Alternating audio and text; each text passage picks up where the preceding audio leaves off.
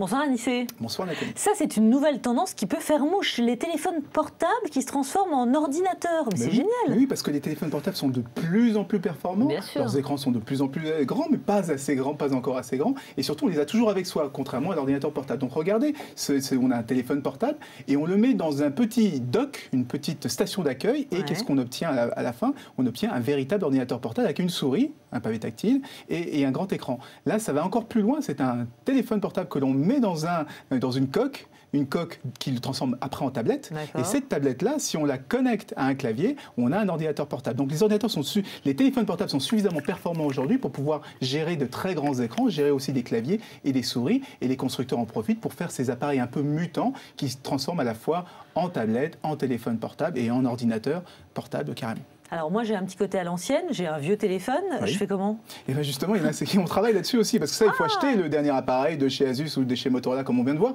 Regardez ce qu'on nous prépare pour ceux qui ont déjà un téléphone aujourd'hui, un smartphone. Eh bien, on va pouvoir le connecter à une station d'accueil qui existe, c'est des stations d'accueil universelles. Alors, il y aura la version Android et la version iPhone, et on aura cet ordinateur, on va pouvoir transformer son téléphone en ordinateur. On aura un clavier, une vraie souris, et on va pouvoir jouer comme ça, utiliser le grand écran et le grand clavier. Ça va arriver dans quelques mois, alors d'abord sur les téléphones Android, parce qu'il y a une nouvelle norme qui permet de renvoyer l'écran du téléphone vers un écran plus grand, et le clavier externe, on sait déjà utiliser ça. Et ça va arriver un peu plus tard après sur les téléphones Android. Très bien, je ne serai pas à la bourre comme ça.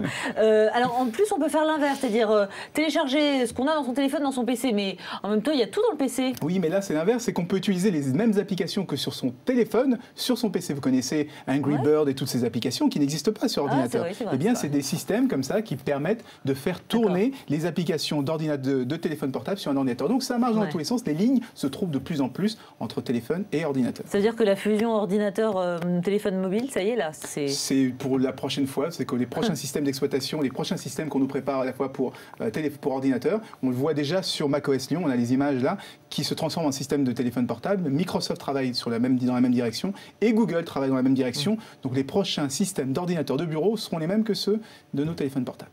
Une pièce unique. On pourra voyager léger. Merci beaucoup Anissé. Merci à vous.